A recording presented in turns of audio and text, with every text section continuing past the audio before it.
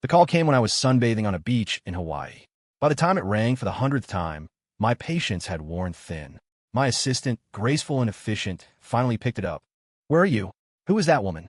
I could hear the frayed edge of Chloe's voice, teetering on the verge of a full-blown meltdown. A low chuckle escaped my lips.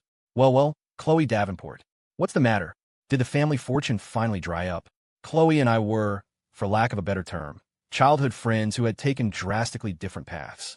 There was a time back when we were kids that I might have felt something for her, but I'd snuffed out that little spark before it could even catch. She had fallen head over heels for her high school sweetheart, Cole Ryder, a romance she could never quite let go of. Then, thanks to some string pulling by her parents, Cole was shipped off to a school in Europe right before graduation. Heartbroken and adrift, Chloe drifted back into my orbit. After college, she decided to strike out on her own, launching a startup. As her company gained traction, so did her confidence. And then, as if summoned by fate, the ex-boyfriend no one could track down came back. By some wild coincidence, his resume landed right on her desk. I guess Chloe never got over that teenage dream. Without a second thought about whether he was qualified or just dead weight, she brought him on board as her personal assistant. All of this, mind you, happened on the eve of the official announcement of the merger between my family, the Lancasters, and hers, a union to be sealed by our marriage. By all rights, this should have been my cue to stage a dramatic, desperate attempt to win her back. To start making life hell for her little boy toy. To burn bridges and make a scene. But I wasn't some lovesick fool. On the contrary, I didn't just understand what Chloe was doing, I fully supported it. After all, she was my role model. Taking a page from her book, I'd found my own assistant, a recent grad with a killer resume and an even better figure. We were all just playing the game. And as long as you knew the rules, you couldn't lose. Chloe and I chose different roads. In high school, she was completely bewitched by Cole, spending every waking moment on her fairy tale romance. I, on the other hand, always had a sense of urgency, a drive to get ahead. My goals were clear while she was still wrapped up in the warm blanket of first love. Under my father's guidance, I started learning the family business before I could even legally drive. My high school years were a grueling marathon of boardrooms and balance sheets, a far cry from her stolen kisses under the bleachers. After graduation, I stuck to the plan, Harvard, business major, grooming myself to take over Lancaster Industries. Chloe, meanwhile, was nursing a broken heart. Her grades had been so neglected that the best her family could do was pull strings to get her into a second-rate private college in Boston, coincidentally, the same city as me.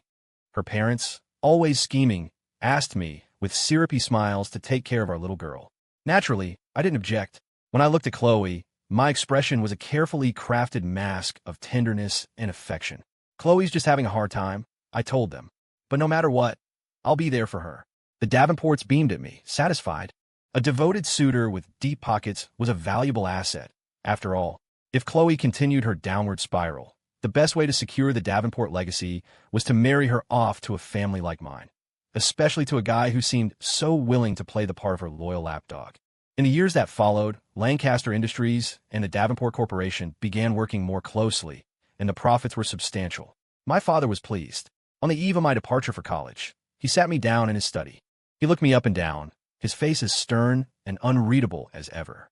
"What's your real take on the Davenport girl?" he asked. I shrugged. "She's not useless, but she's close. Honestly, I'm not impressed." A rare smile touched my father's lips, a silent nod of approval. "Ethan," he said, his voice low and serious, "remember this. Marriage at our level is a transaction, an exchange of assets. There's very little genuine emotion involved. Get sentimental, and you'll only get hurt." He leaned back in his leather chair. "You can like whoever you want, but that affection must always be on a leash. Never, ever let it get beyond your control. As for the Davenports, if you want to play along with their little drama, fine. Even if you do end up falling for the girl, it doesn't matter. Just remember that the family's interests are the bottom line. Always." I smiled and gave him a sharp nod. In Chloe's eyes, I must have been the ultimate simp, completely incapable of living without her. When we started college, I went out of my way to cheer her up, bringing her different meals every day as she moped over her breakup. My entire world, it seemed, revolved around her. At first, she wouldn't even give me the time of day. "Ethan, I've always seen you as a brother," she'd say, stone-faced. "I love Cole, not you. Please stop doing things that give people the wrong idea." I'd just smile, hand her the breakfast I'd brought, and walk away without another word. All the while, the little spies her parents had following us reported every detail back to them. The The Davenports were never subtle, but I pretended not to notice. The performance worked. They were more satisfied with me than ever, and the business partnerships between our families flourished. Later, I started including Chloe in everything. We were in the same major, so we had overlapping projects and academic events. Her college's resources were a joke compared to Harvard's, so when I invited her to join my team for a prestigious, high-stakes project, she was moved to tears. At the victory party, after a few too many drinks, she draped herself over me, her eyes hazy with alcohol. "Ethan," she murmured, her breath warm against my neck. "I've always known. You've always loved me. You never say it, but you're always there, quietly doing everything for me. I love you too." I had to hold back a laugh. She was just lonely and needed an easy fix. That night, everything that could happen between two people did. But the next morning, sober and clear-headed, Chloe was filled with regret. She wasn't ready, she said. We were adults, and we should be rational about this. I just smiled, and we silently agreed never to speak of it again. Except, sometimes, she'd call me over, using some flimsy excuse like a celebration to satisfy a mutual physical need. It was all a game to her, a way to keep her loyal lapdog on a leash without committing to anything. A little treat here and there to keep me hanging on. And yes, I was quietly doing everything for her. I was incredibly busy in college, busy networking with the sons and daughters of the East Coast elite, forging alliances, and cutting deal for the family company right there in the dorm common rooms. Some of those deals were too big for Lancaster Industries to handle alone, so I'd occasionally throw the Davenports a piece. From her perspective, it was all just more evidence that I was hopelessly, pathetically in love with her. It wasn't that I'd never had feelings for Chloe, but that was before she fell for Cole Ryder. In our small, privileged circle, Chloe had always been the one who caught my eye. It was simple. Back then, she was brilliant. The way she carried herself, the way she handled complex situations, she had all the makings of a worthy successor. And she treated me differently than she treated anyone else. Everyone just assumed we'd end up together. I'd even let myself imagine it. But then Cole showed up, and Chloe changed. She became rebellious, defiant, crying and screaming about wanting her freedom. It led to her shacking up with him, even having 2 abortions before she was 18. That girl's damaged goods, my father had declared when he heard the news. She'll never land a decent marriage now. I agreed with him. From that day on, any affection I had for her vanished. All that remained was the performance. Everything that followed was straight out of my playbook. With my encouragement, Chloe slowly emerged from the fog of her heartbreak. She had always been sharp, and once she refocused, she started to apply herself. Her parents were ecstatic, pouring money into her education and ventures. By the time she graduated, she had clawed back some of her former credibility and was once again accepted in our circles. After college, instead of joining the family business like I did, Chloe launched her own startup. Just as her company was starting to make waves, the Davenports began pushing for our marriage alliance again. I agreed. Then, the very next day, in a twist worthy of soap opera, Chloe's white whale returned from the sea. From that moment on, the Lancaster-Davenport engagement became a forbidden topic, never to be mentioned. Chloe tried to keep Cole's presence a secret, but it was impossible. They were seen everywhere together. In public, she put on a show of being affectionate with me. But behind closed doors, she avoided me at all costs, as if terrified I might hurt her precious Cole. She had no idea that on the very day Cole started at her company, I hired an assistant of my own, Sophie Vance, a top-tier graduate, stunningly beautiful, but more importantly, more capable, more obedient, and more aware of what she wanted out of our arrangement. Best of all, her background wasn't like Chloe's. She knew perfectly well who was in charge. Cole couldn't wait long. He showed up at my office, eager to mark his territory. I had just finished a board meeting and met him in the conference room with my assistant, Sophie, by my side. Sophie's emotional intelligence was off the charts, and not just at work. For instance, knowing full well I couldn't stand the sight of Cole, she excused herself to get us coffee, leaving us just enough time for a private chat. I studied Cole. He was dressed to the nines in a custom suit and an absurdly expensive watch, looking like a monkey in formal wear. He was handsome, I'll give him that. He had the perfect face for a freeloader. In high school, that face, combined with his mediocre guitar skills, was enough to capture the attention of a naive Chloe. I remember her gushing about how interesting he was, how his reckless spirit made her fall for him. That same spirit led her straight down a path of self-destruction. The thought made me smirk. I lounged in my chair completely at ease. To be honest, I never considered him a rival. My nonchalance only made him more nervous. You could see the tension in his jaw. A man planning to coast on a woman's money has every reason to be tense. After a moment, he flashed a practiced, saccharine smile. Mr. Lancaster, I hear you and Chloe are getting engaged. I feel I should apologize for the timing of my return. Chloe, The cloying sweetness in his voice was nauseating. I had no patience for his probing, manipulative games. My opinion of him, already low, sank even further. I cut him off. Cole, I said, gesturing to Sophie as she returned with the coffee. We're both men here. What do you think of my assistant? At 5'7", Sophie was a vision of vibrant youth, the kind of woman who could drive any man crazy. She placed the coffee on the table and stood beside me, the adoration in her eyes unmistakable but perfectly contained. When I mentioned her, she looked up and gave me a sweet, devoted smile that never once crossed the line. I was pleased. Sophie understood her position. She wasn't one for foolish dreams, which is precisely why I kept her around. I knew what she was after, but I didn't care. As long as she kept me entertained and remained loyal, she had a place by my side. That was the difference between Chloe and me. I would never let my brain short-circuit for love, turning myself into a walking punchline. My meaning seemed to dawn on Cole, and a flicker of relief crossed his face before he quickly masked it with a fawning expression. He immediately started praising Sophie. This young lady is clearly very capable, and she seems to be just your type, Mr. Lancaster. I'm truly happy for you. I let out a dismissive laugh. The scorn in it must have been thick because he visibly flinched. I didn't care. Sophie is very capable, I said. And beautiful.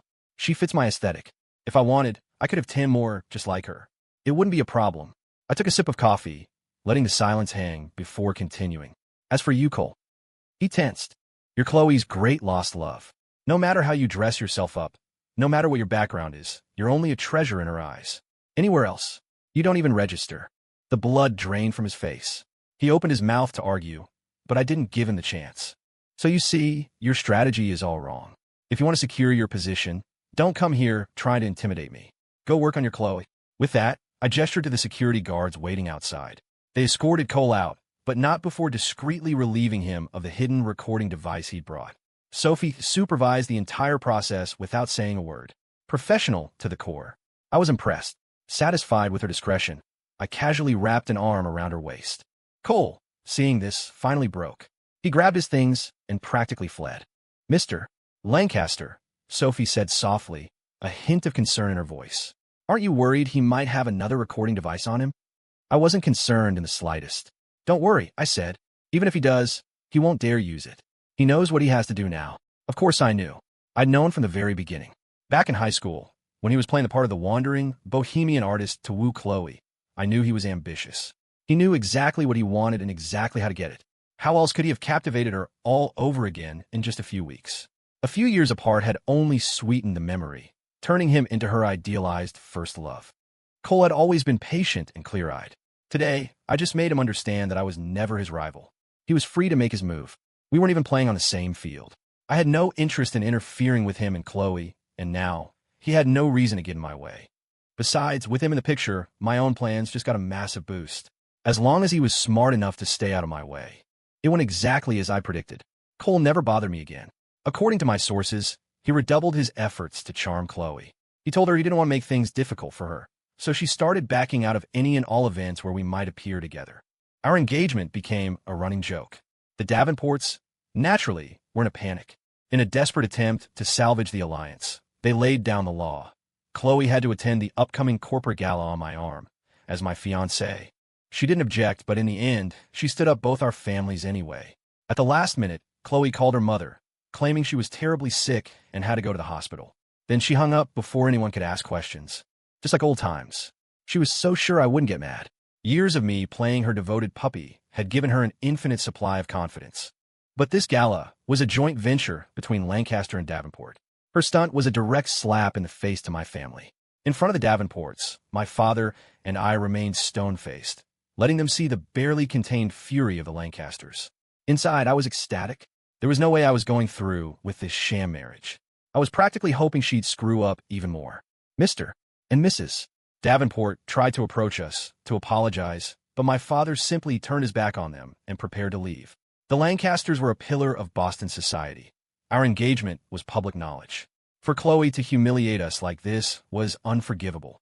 Not calling it off on the spot was a show of immense restraint. Her parents were mortified. They had no choice but to awkwardly see my father out, their faces burning with shame. Then they shot me a desperate, pleading look. As long as I, a Lancaster, remained, the evening wasn't a total loss. I put on a smile and held court for the rest of the night, smoothly navigating conversations. But I steered clear of any talk about our families. Business only, no personal matters. To everyone there, it looked like I was graciously saving the Davenports from complete humiliation while nursing my own wounded pride. As I was leaving, Chloe's father intercepted me. He pressed a box into my hand containing a custom-made Patek Philippe. I knew the watch. It was meant to be an engagement gift worth a fortune. Handing it to me now was a desperate act of appeasement. I made a show of refusing before finally accepting it. "Ethan, you're a good kid," he said, his voice heavy. "I know you've always cared for Chloe. Don't you worry. The Davenport family will make this right. We won't let you be wronged." I nodded, offering a polite, empty smile. But the satisfaction behind it was very, very real. It was past midnight when I got home. After changing, I went straight to my father's study. I knew he'd be waiting. "You got it?" he asked, putting down a file and looking at me. I nodded, handing him a document. "Secured. The North Point development.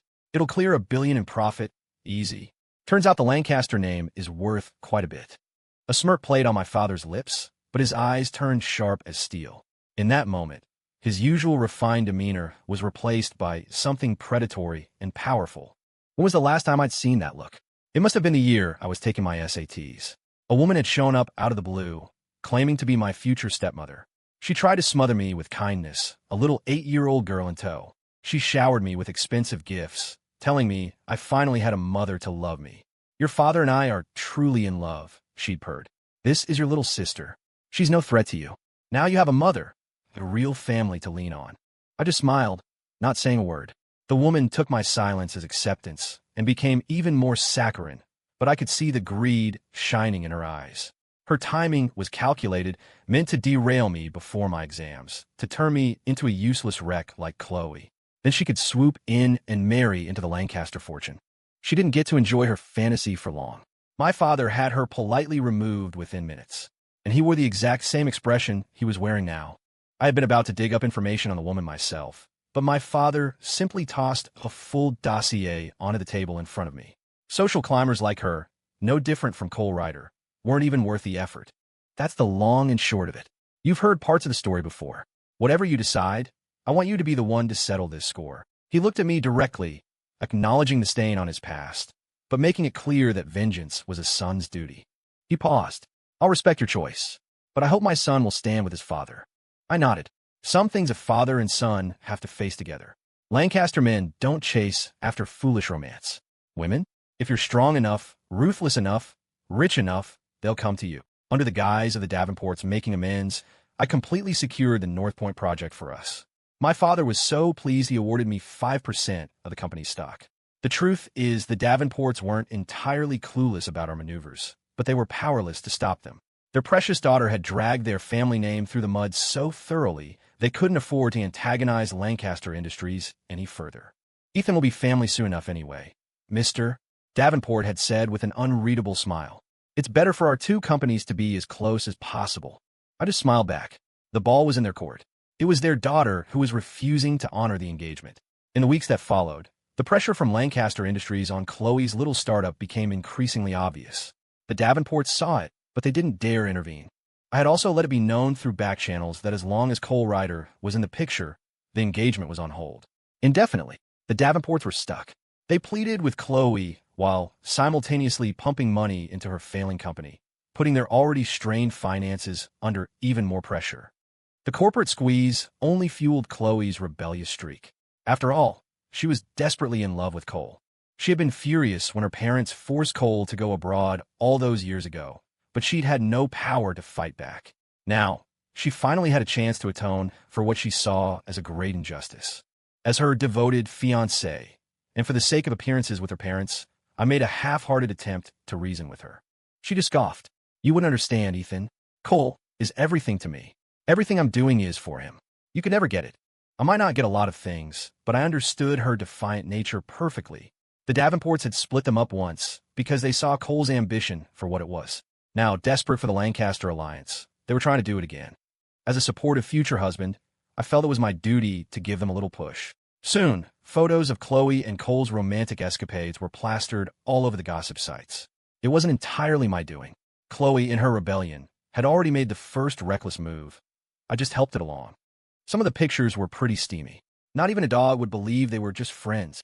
Combined with the indefinite postponement of our engagement party, the Davenport name was thoroughly disgraced. Chloe's actions had all but confirmed the rumors that the merger was off. Seizing the opportunity, Lancaster Industries carved another hefty piece out of the Davenport empire. But the Davenports had reached their limit. They gave Chloe an ultimatum. If she continued down this path, they would officially bring back the illegitimate daughter Mr. Davenport had kept hidden for years and make her the new heir. Chloe would be cut off completely. A few years ago, that threat might have worked. But now, with her own successful company, Chloe thought she could go toe-to-toe with her family. She publicly declared that she would only ever pursue her own happiness and would never be a pawn in a corporate marriage. Brave words from someone whose entire life was still propped up by the Davenport name. Everyone in our circle was just waiting for the inevitable crash and burn. At her parents' request, I made one last perfunctory call to her. The second she picked up before I could even speak, she let loose a torrent of scorn. "What's wrong, Ethan? Is the loyal puppy tired of licking my boots?" she sneered. "I already agreed to marry you. Be grateful for what you're getting, but stay out of my life. From now on, we'll have an open marriage." God, just looking at you makes me sick. I just shrugged. As I recalled, it was her family who had proposed the engagement, even giving up a major project to seal the deal. I hadn't begged for anything. Without a word, I hung up. I forwarded the recording of the call to her parents along with a formal notice. The engagement was off. In her current state, Chloe was nothing but a liability to her family and completely worthless to me. She was furious about the broken engagement and called me back, screaming. I'm not a masochist. I blocked her number and all her social media accounts. The next time I saw Chloe, it was in a completely unexpected place. Lancaster Industries was booming, and potential partners were lining up. One of them, a player in our circle, hosted a private get-together at an exclusive downtown club. Just as I walked in, Chloe stormed up to me, her face a mask of rage. Cole stood nervously behind her. "Ethan Lancaster," she yelled, her voice cutting through the music. "You are pathetic. Did you seriously follow me here? Can't you live without me?" She planted herself in front of me, blocking my path. Cole tried to restrain her, but he was too late. She was jabbing a finger in my chest, unleashing a stream of insults, right up until the moment Sophie, who had just parked the car, appeared at my side. "Ms. Davenport," I said, my voice calm and cold. "My apologies. Had I known you would be here tonight, I wouldn't have come." The party, which I was the guest of honor at, was ruined. With me gone, everyone else started to leave. On the drive home, Mrs. Davenport called. Someone had obviously tipped her off. "Ethan," she said, her voice weary. "From now on, you don't have to put up with Chloe anymore. As far as we're concerned, we don't have a daughter." Well, it seemed the Davenports were finally ready to play their trump card and bring the illegitimate daughter into the fold. It was a bold move. Mrs. Davenport had come from a powerful family herself and was known for her fiery temper. For Mr. Davenport to have successfully hidden a child for so many years was a feat. Chloe must have truly pushed them over the edge. She was officially worthless. The only person who didn't seem to know it yet was Chloe herself. When Chloe showed up in my office again, Sophie was, as always, right by my side. The sight of her, her looks, her poise, made Chloe burn with jealousy. What can I say? I have simple tastes. But Chloe wasn't there to argue about my choice in companions. She forced a smile. "Ethan, I was impulsive the other day. I apologize. I'll control my temper from now on." She glanced dismissively at Sophie. "And shouldn't you get a new assistant? I know a few excellent candidates. I can send them over. I'm sure you'll find them much more suitable." Seeing that self-important look on her face, I simply gave Sophie a subtle nod. My assistant, ever perceptive, moved to escort Chloe out. Chloe's face darkened. "Ethan, what is the meaning of this?" I stood up and walked out of the conference room, pausing at the door to deliver my final word. I believe I made myself perfectly clear last time. There is no longer a marriage alliance between our families. Ms. Davenport, you should not be seen at my company. I have no desire to be mistaken for some pathetic, clingy ex. I thought I was being polite. Any sane person would have gotten the message. But Chloe just got angrier, even trying to shove past Sophie to grab me. "Ethan Lancaster, I thought we grew up together. I thought you, of all people, would understand me." She wore the nauseating expression of a wronged lover, as if I were the one who had cheated.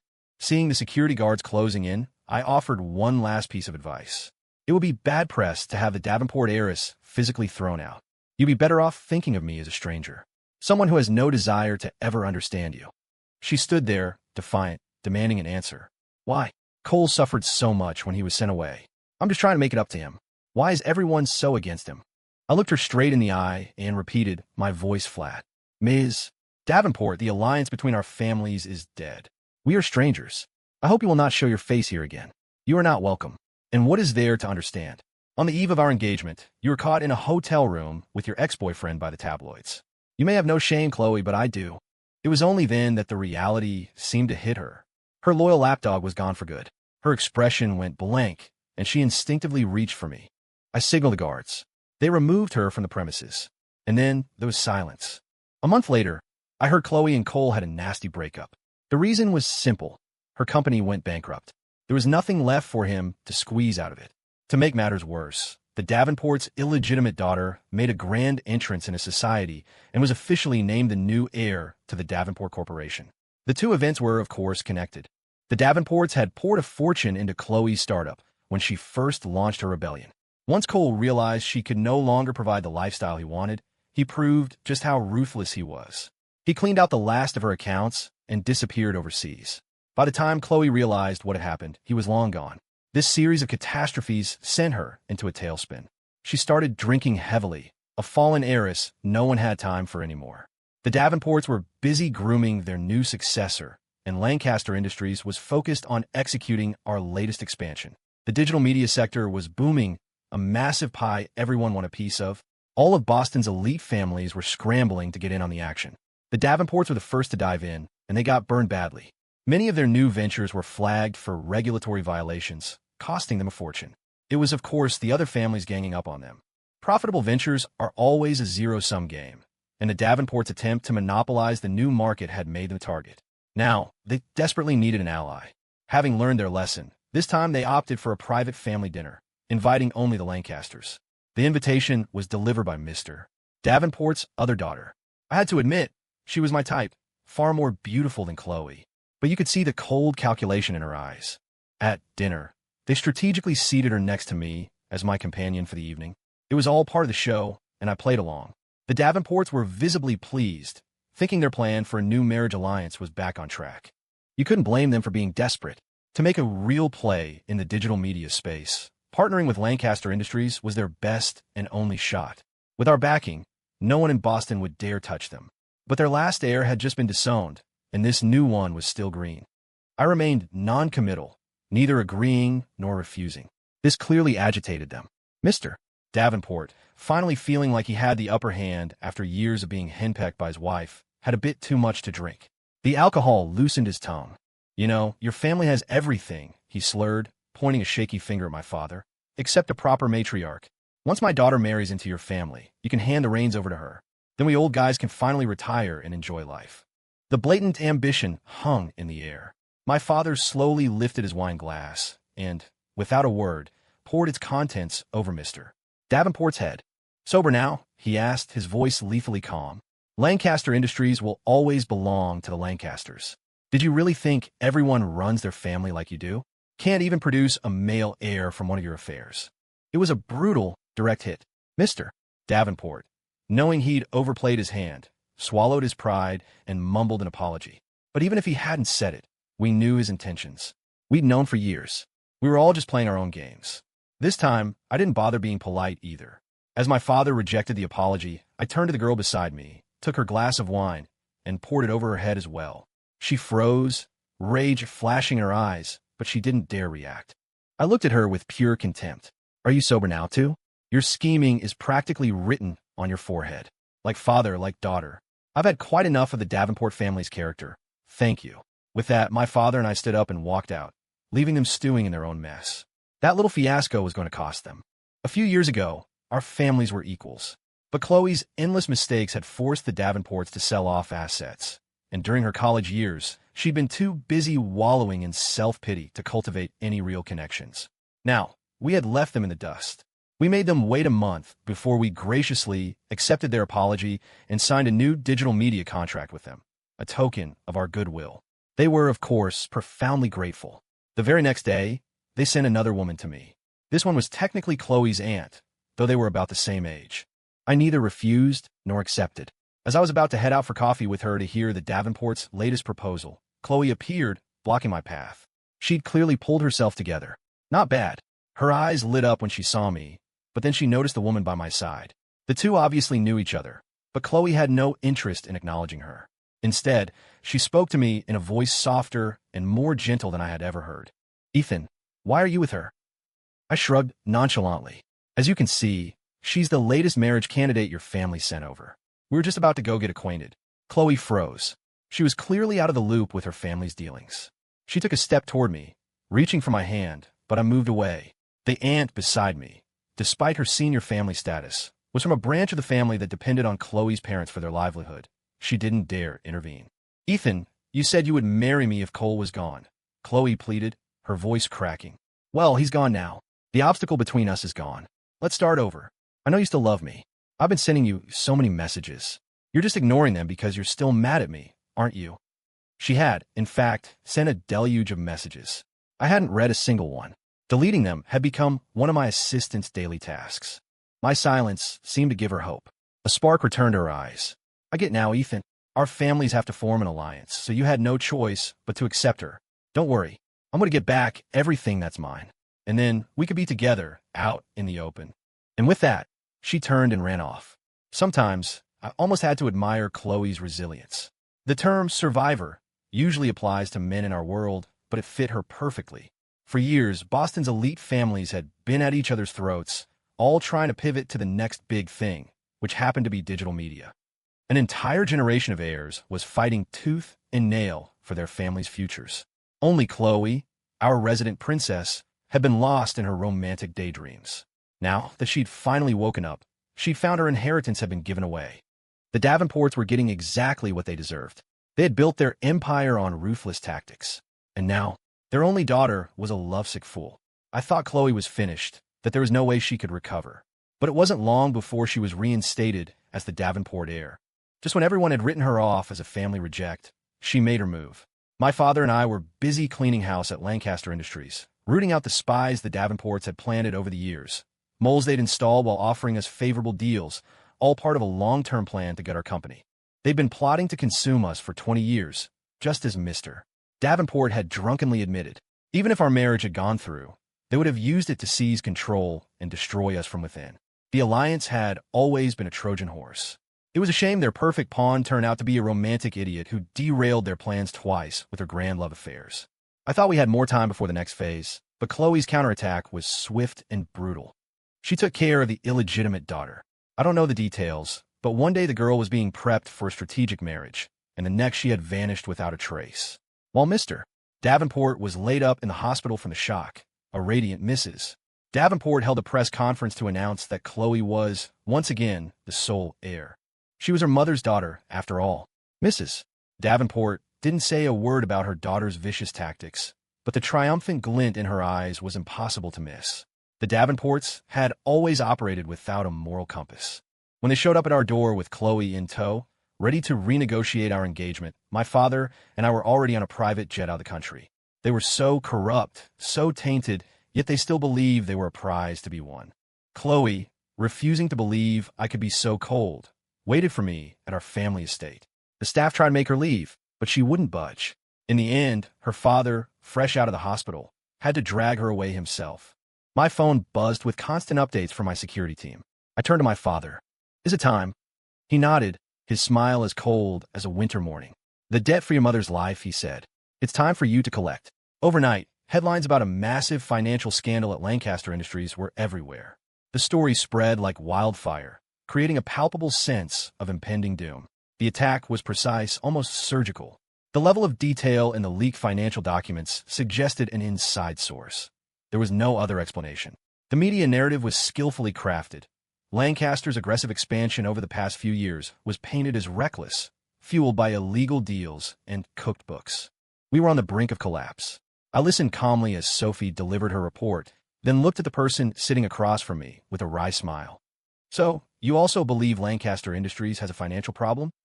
Chloe just smiled faintly. It was a long moment before she spoke. "Of course not. They don't know you, but I do. Lancaster Industries is clean.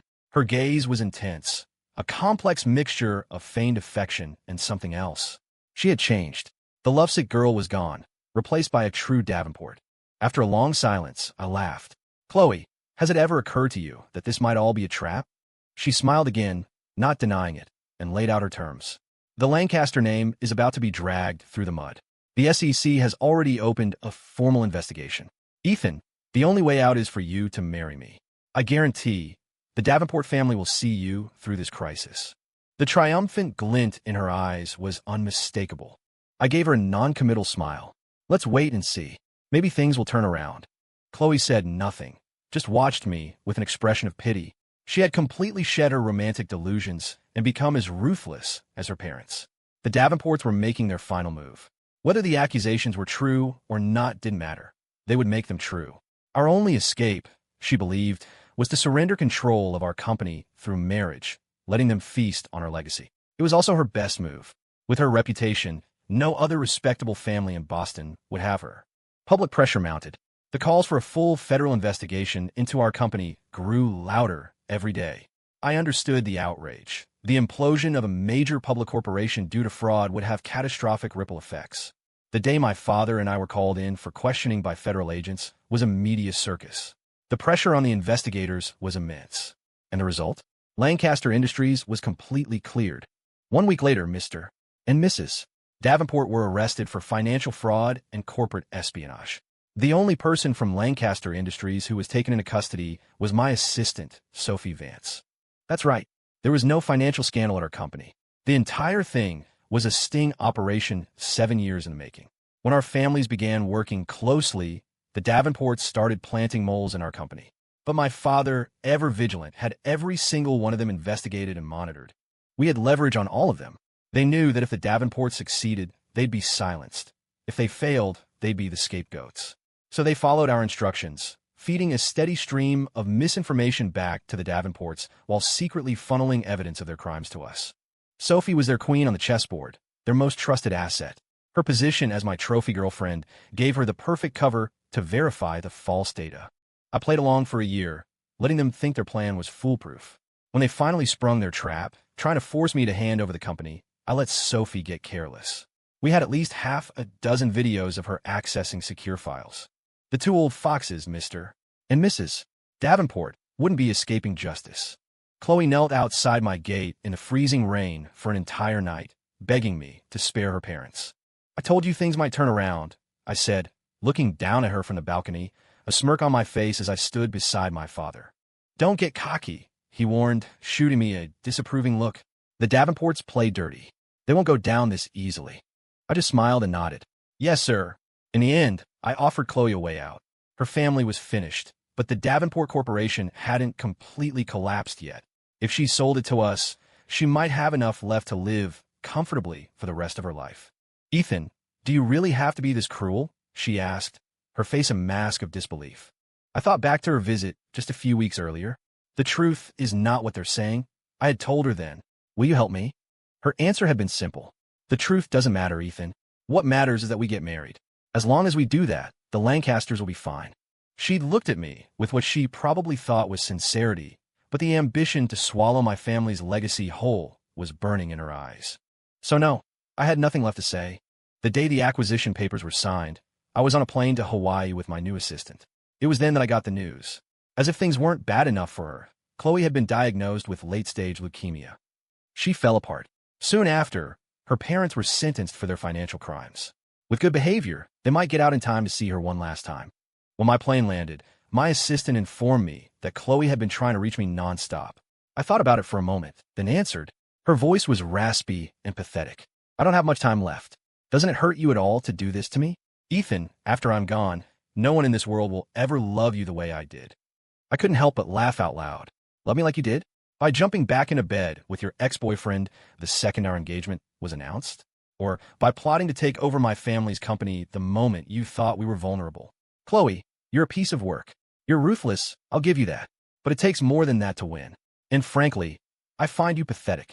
There was a stunned silence on the other end. When she finally spoke, her voice was pleading. Ethan, you don't understand. I truly loved you. Cole was in the past. Besides, I just made a mistake any woman would make. I chuckled and gestured to my new assistant, who leaned in close. Sir, she purred into the phone. Is everything all right? Chloe's voice turned shrill. Ethan, who is that? I ignored her. By the way, did you know that Cole's return to the country and his miraculous job offer at your company was all arranged by me? Honestly, I've been keeping tabs on him for years. He was struggling abroad, desperate for a lifeline. Of course he would grab it. I just never imagined Chloe would make it so easy, that she'd be so eager to replay her high school romance without even pretending to care about our engagement. To want both him and the benefits of our alliance. What kind of disgusting creature had the Davenports raised? Back at the hotel, my father called. You handled this well, he said. For over a decade, we've lived for this revenge. Now that it's done, you can finally live your own life. I was quiet for a moment. Dad, I said softly, this wasn't just your fight. This was for me too. I hung up and looked out at the night sky, my mind drifting back. I wasn't surprised when that woman showed up before my SATs. I was young when it all happened, but I remembered enough. When my father laid out the files for me, the fragmented memories clicked into a horrifyingly clear picture. Before I was 10, I had a happy family. My father and mother were deeply in love. The Davenports destroyed it all. At a corporate party, they drugged my father and sent a woman to his room. The illegitimate child was the result of that night. When the woman showed up at our door, my mother was already pregnant with my sibling. The shock and grief sent her into early labor. She lost the baby, and then her own life slipped away. That same year, Lancaster Industries faced its biggest crisis, attack from all sides. It was all because we had landed a massive contract that the Davenports coveted. We were too vulnerable to fight back. We had to swallow our pride and give them half of the deal. Over the next decade, we rebuilt. We clawed our way back, stronger than before, until we were finally powerful enough to challenge them. Now, that humiliation was finally gone. The hatred that had taken root in my heart for nearly 20 years was finally purged. I was only 10, but I remembered everything. I remember my mother's pale face as she was taken from me. From that day forward, I had my target. For 10 long years, I made the Davenports believe I was Chloe's loyal, lovesick puppy, hopelessly devoted to her. No matter how cunning they were, they never imagined that a 10-year-old boy could harbor a seed of vengeance and nurture it into a forest. My relationship with Chloe was a lie from the very beginning. I would never forget that moment. The moment my mother was gone forever,